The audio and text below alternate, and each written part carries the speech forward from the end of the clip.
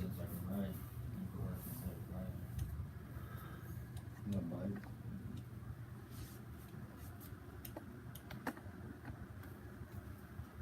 Jeep Wranglers don't get much more gas than a truck does. See, we're already getting better. Part two, we get a little tighter shot. Here we go. It's crooked though. This is up my feng shui. You gotta get here a bit. It's still even tighter. Can you zoom on that? Yeah, but I think when you zoom, you It's like- lose a little bit of focus, I think. You have like a motorcycle or? Crap, crap, crap.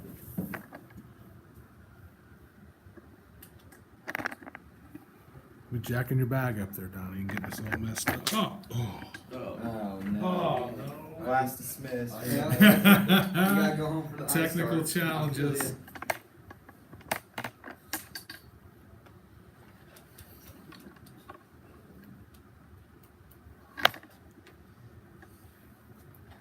Yeah, it's supposed to be down to 0 Great.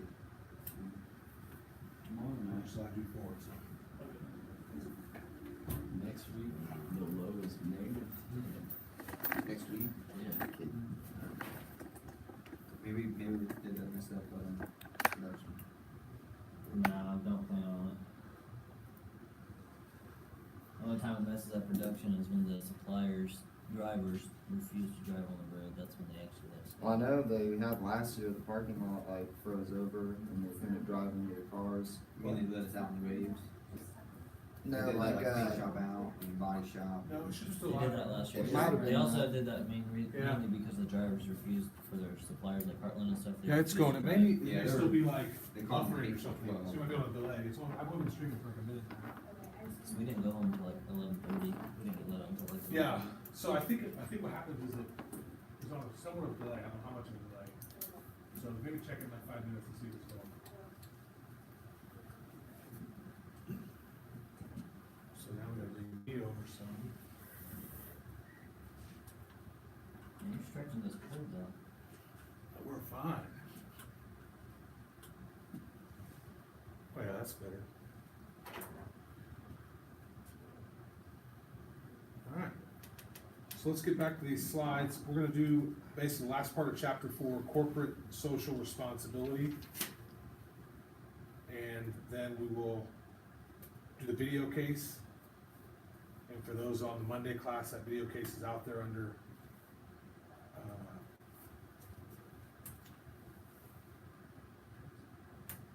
in Blackboard, basically.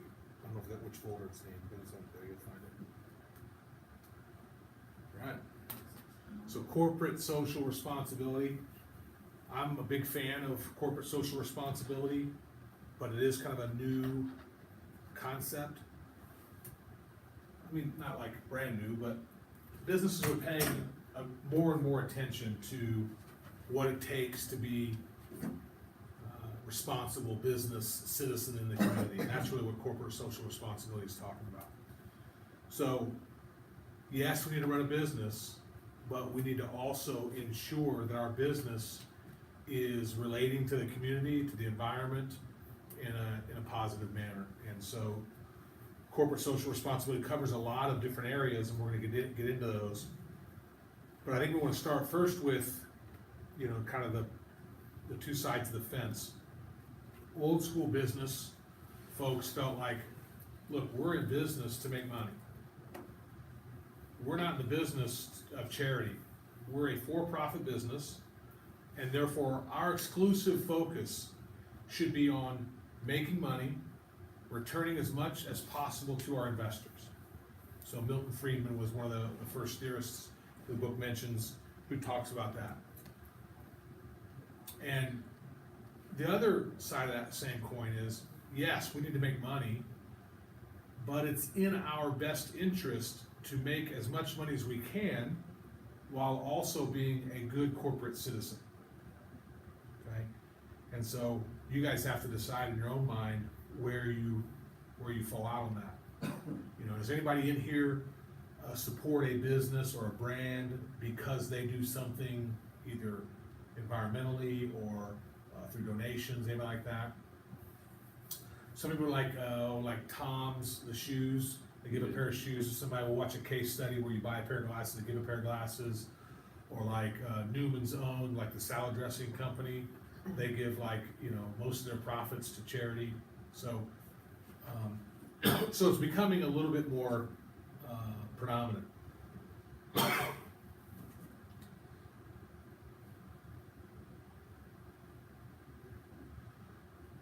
So this last bullet here, you know, people who believe in it say that, hey, look, yes, your business wouldn't even exist here if you didn't take care of the citizens in the community that you're involved with. Because if you don't take care of them, say you use up all the natural resources or you pollute the land, eventually you're not gonna have anyone to sell your stuff to. And so, yes, it might cost a little bit of money to run some of these programs, but that money spent will ensure that you have a marketplace to even do business in. So that's kind of what they're talking about. So they give us different types. Corporate philanthropy.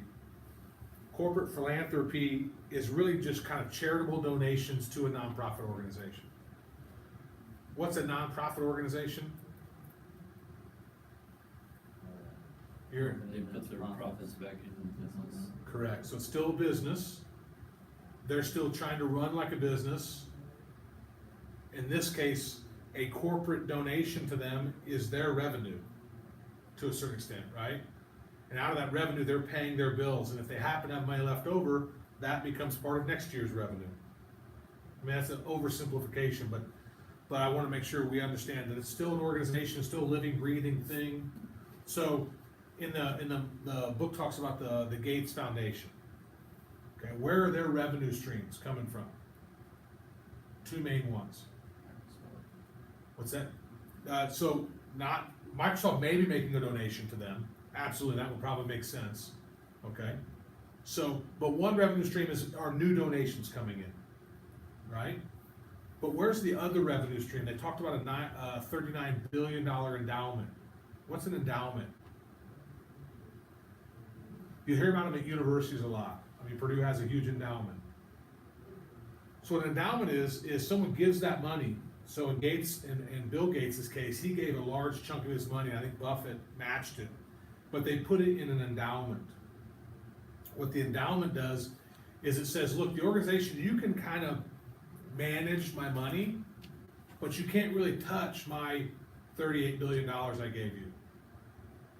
But you get all the interest. You with me? So they set aside, I don't know what the number is, I don't know what Gates gave originally, but when he started the foundation, he took a bunch of his own money and went, lock that up and invest it, make interest off of it, but use that interest now to run this nonprofit organization. That's how schools are done as well. Okay?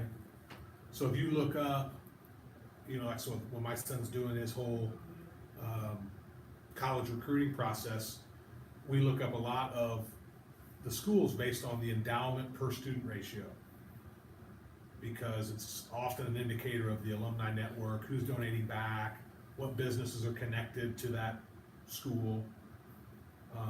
Stanford just launched a program that basically was trying to compete with the Rhodes Scholar Program, which is a program in Britain for like MBA students.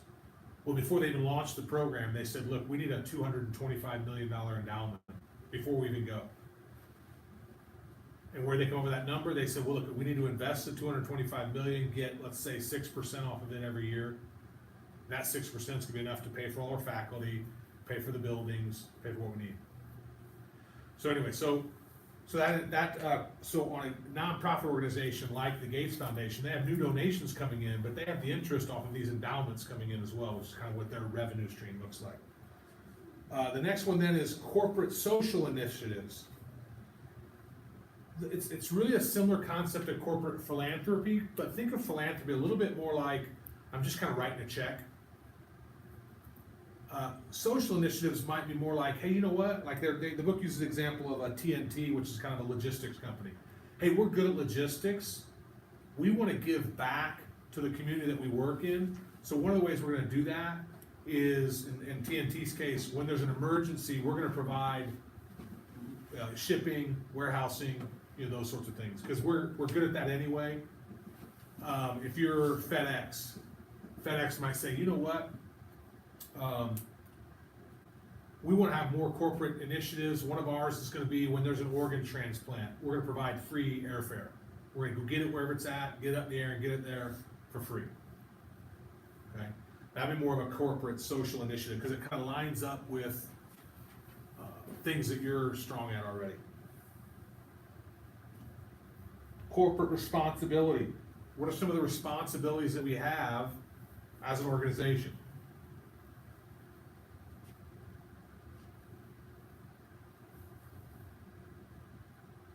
I guess, Don't pollute. Okay, so we have environmental responsibilities. Okay, good. What are some others? What are we in business for? Make money. So we have responsibility to our investors to make money for them, right? What else? Not discriminating. Okay, so we wanna have, some, fair labor practices. We have responsibility to our employees, both in the hiring, the promoting, the protecting, right? What else?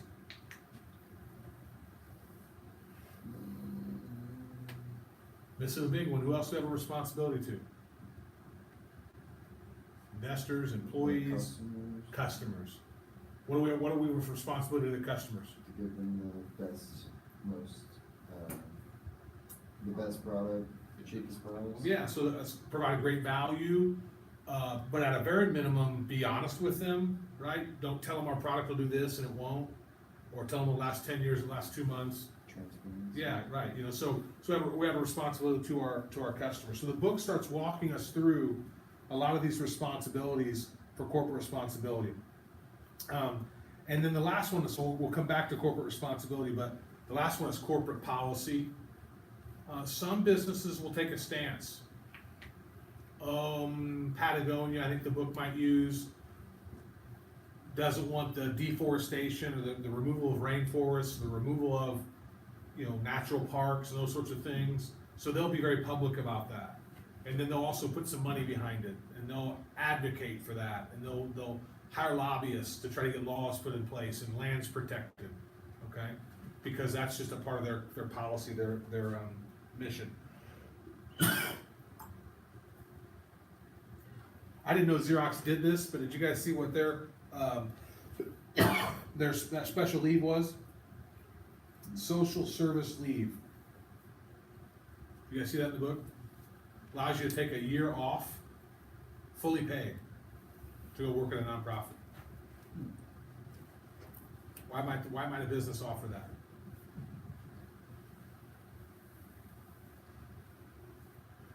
You're an owner of business, we own a little table company. Why might we say, hey, look, you can go take a whole year off and we'll pay you? I mean, it looks good. Okay, so employees might like it, it might help our brand in the marketplace. Okay, what else?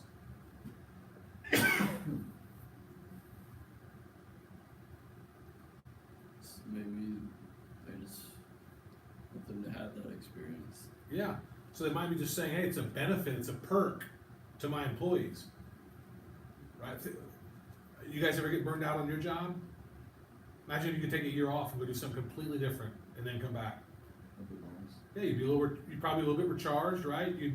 And especially if you could go do whatever you wanted to do. They didn't say you had to go from your job to one really similar. You go from your job to being like building factory or farms in like Ecuador, and you're getting paid, right? I mean, so you might be able to come back recharged. How about this? Let's say your salary is $50,000 a year. Okay, the business is saying that's really my donation they're making, right? Their cost is they're paying you and they're getting no productivity from you. What if they're saying, I'd rather spend $50,000 one person at a time, and they're gonna choose where they're passionate about, they're not gonna give their time to some flaky organization, they're gonna take their time and give it to somebody who really needs it. And so if you're Xerox, could you see maybe the logic of them saying, rather than me just scratch a check for $50,000 and give it to somebody who I don't even know, I don't know how it's gonna be used, I don't know if it's gonna get taken or, you know, it's gonna go in the manager's pockets or whatever. Instead of doing that, what if I spend $50,000 one person at a time, And now I feel more confident that that person's actually making a difference in the community. They're engaged, and oh, by the way, they come back recharged with a good story, you know, help our brand. Okay, so think about Also some, on the customer aspect too, if you do that, it shows the customers that, hey, they're willing to help benefit their employees or make their employees happy to. yeah. Yeah, think about that and how authentic that is, like, you know, there's nothing wrong with having the full team outing and the whole company goes and they plant trees or whatever, and we take a bunch of pictures and everybody wears the same shirt and it goes on social media, and that's cool. But think about the social media abilities of this person who's now building farms in Ecuador, and he's posting all the time, you know, and they're like, why aren't you at Xerox? And he's like, oh no, I took my leave this year, and you know, this is what I'm doing. You know, pretty authentic, pretty, you know, valuable feedback. Shows that they're like more serious about the community. and stuff.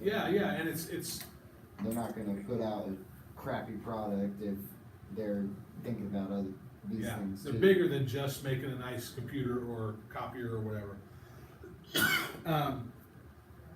Just showing some big time people that are making donations, and there's definitely a lot of people out there. So there's Gates and Buffett, I knew they were at the top. Those are big time dollars.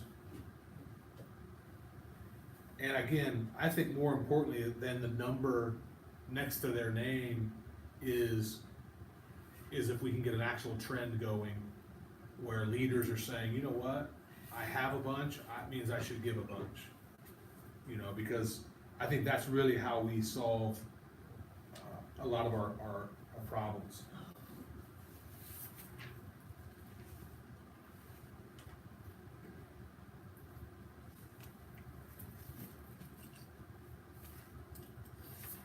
Just making sure we got all these responsibilities down.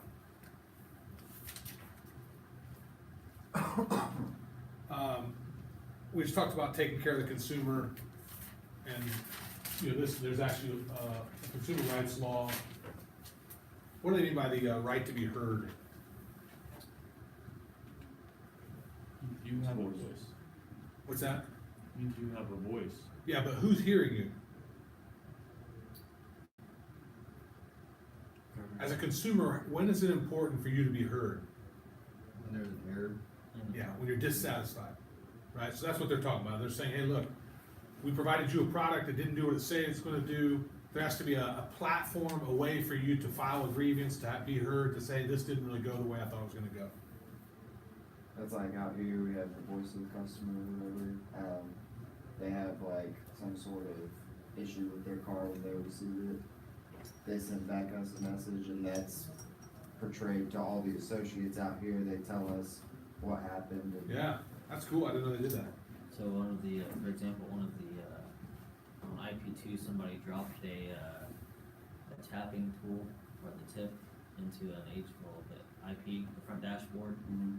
and they never informed the team leader they did that, so it got put in the car, got sent to the dealership, got sent to the customer, and then the customer ended up taking it back to the dealership because they heard rattling in the Mhm. dashboard, and they ended up pulling it out and bringing it to our line and showing us and stuff, so. We've even had like we have these things called A meetings like every other Wednesday, and we've utilized some of those. Like everybody in the shop will go down, and the manager will pull out voice of the customer things and just go through those with all the associates. I think that's awesome because it keeps you connected. Like, I think one of the real challenges, I think we're frozen up here, so I'm gonna try something here. I think one of the challenges that you guys would have is, you know, when you get onto your